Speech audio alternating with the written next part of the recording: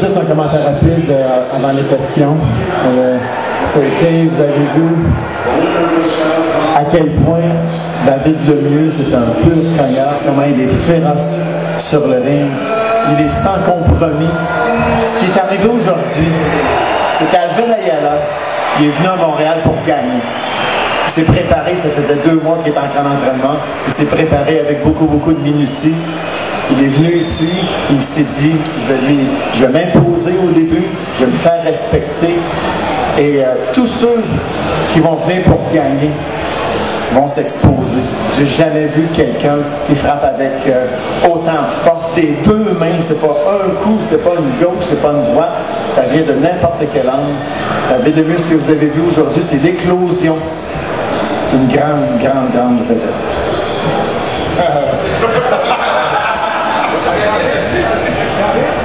Oui. Il t'a essayé dans les premières secondes pour gagner.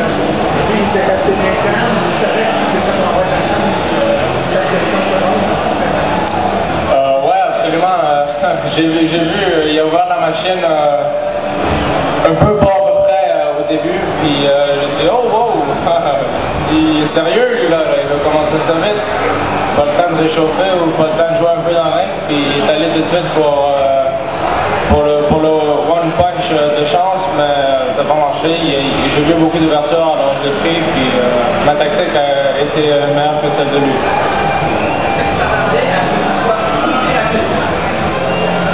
Absolument pas.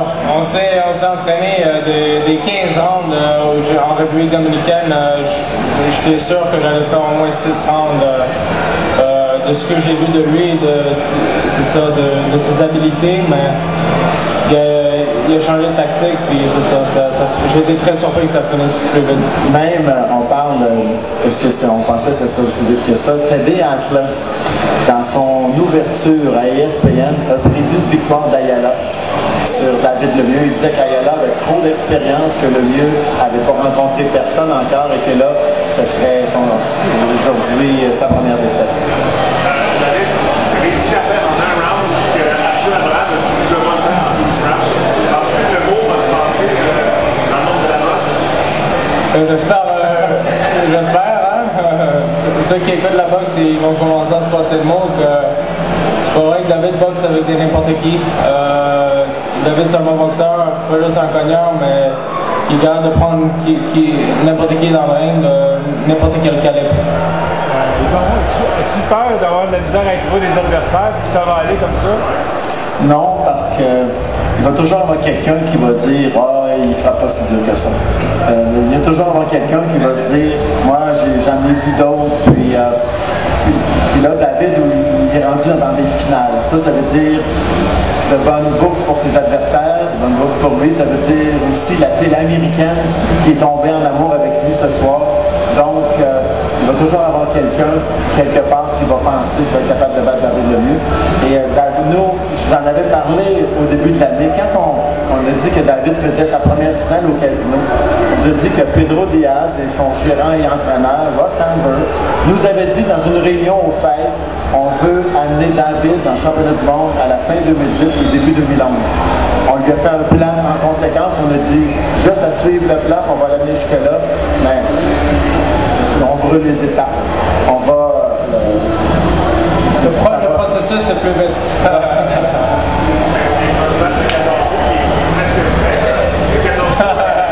Vous savez, là-dessus, il faut vraiment mettre une bémol là-dessus parce que il a peut-être juste fait un round, mais il y a peut-être 200 rounds d'entraînement, il y a 1 mois de camp d'entraînement, il s'est entraîné pour 12 rounds extrêmement intenses, que même si c'était court, il a besoin de repos.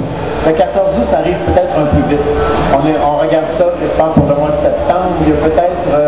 il y avait beaucoup de gens, je veux dire, aux États-Unis, qui regardaient ce combat-là en fonction des exigences qu'on a demandé pour éventuellement organiser un autre événement ici. Donc, ça serait peut-être davantage dans cette direction. On devrait avoir des discussions là-dessus en fin de semaine.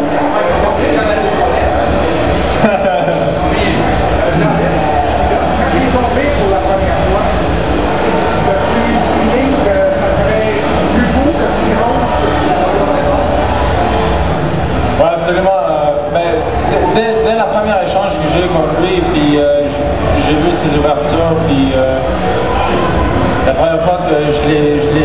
touché solidement. Je suis sûr que s'il continue comme ça, il va pas aller très loin.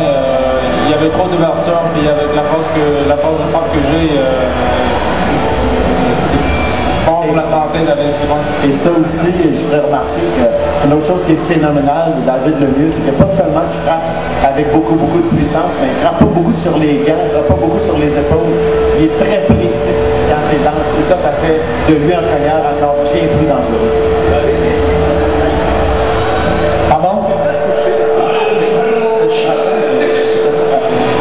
S'il m'a frappé? Ouais, je pense qu'il m'a touché un point ici, là.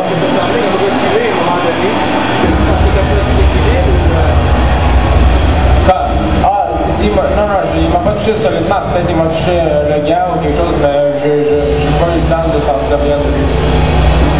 Ici, la rougeur ici, c'est un bec. C'était ma mère, ça, là. Comment tu trouvais la semaine dans les choses à arriver? J'ai pris la tête d'affiche encore ce soir, une grosse présentation. Comment tu trouvais ça vivre même le superstar? Je trouve j'ai travaillé dur pour ce que j'ai accompli, pour ce que je reçois, puis tout ça c'était en faveur de comment j'ai travaillé, puis absolument pas. Pendant mes entraînements, pendant mes camps et tout, je boxe avec toutes sortes de boxeurs, puis je suis habitué, je vois beaucoup de boxeurs, puis je me contrôle très bien avec ça. Ma peur, je suis dans mon pays, je suis dans mon hometown, les gens sont avec moi, je suis bien entouré, alors je n'ai pas peur de rien. David Lemieux, on ne t'attendra pas trop longtemps parce que tu as donné plusieurs conférences déjà. David, le monde il parle qu'il t'a battu à Yala, mais est-ce que tu te dis aussi j'ai fait mieux que Arthur Abraham? Ouais, absolument, j'ai fait de meilleur que lui, mais moi, je me compare pas Arthur Abraham. Chaque boxeur est différent avec un boxeur. Tout le monde a son style. Moi, je suis un agresseur. J'arrive en dedans, puis je mets la pression, puis si je peux lâcher le limite, j'ai la force de le faire. Tu mets beaucoup d'efforts à l'entraînement et ça paraît. Seule chose, c'est que le résultat que ça donne, c'est que les fans n'ont pas la chance de te voir bien longtemps sur le ring. Ils vont avoir la chance. Ils vont avoir la chance dans le futur, mais je leur dis de ne pas aller trop à la toilette, puis pas trop regarder autre place que le ring quand je le vois. C'est ça, mais ils vont avoir la chance dans le futur parce qu'il y a plein de bons boxeurs dans le monde, puis c'est sûr qu'un jour, il y en a un Jason Nagler qui va rester là pour les 10-12 rounds que j'aurai. On sait que tu es toujours préparé, tu es bien sérieux et tout, mais avec des semaines comme celle-ci, où tu as eu beaucoup d'entrevues, tu as vu des émissions de télévision, des interviews radiophoniques, as-tu peur que ça puisse te monter à la tête? Absolument pas.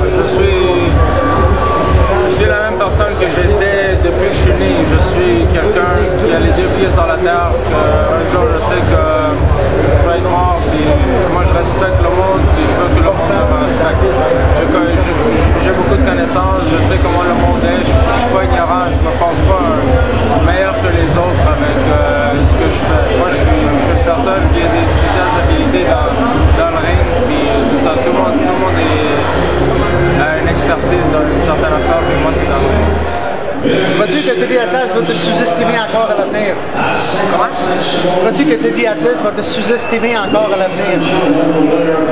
Peut-être. Je pense pas qu'il m'aime, là, Teddy Atlas. Je peux peut-être jouer, on va prendre un café au Tim Hortons ici, on va se parler un peu, là. Mais non, je sais pas. Les gens, ils disent bien affaire, mais ils savent pas.